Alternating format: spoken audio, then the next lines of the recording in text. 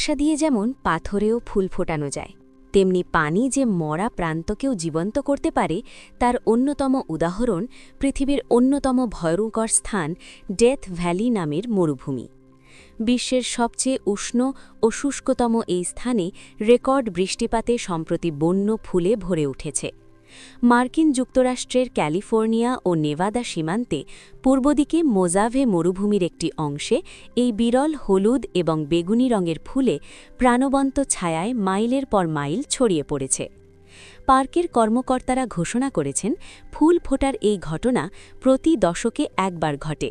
সম্প্রতি ২০১৬ সালে এই অঞ্চলে লক্ষ লক্ষ ফুলের সুপারলুম ছিল, যা কেবলমাত্র নিখুঁত পরিস্থিতিতে ভালো ব্যবধানে বৃষ্টিপাত এবং হালকা তাপমাত্রায় ঘটতে পারে। মরুভূমির এই উপত্যকাটি বিশ্বের অন্যতম উষ্ণ, শুষ্ক এবং নিচু, যা সমুদ্রপৃষ্ঠ থেকে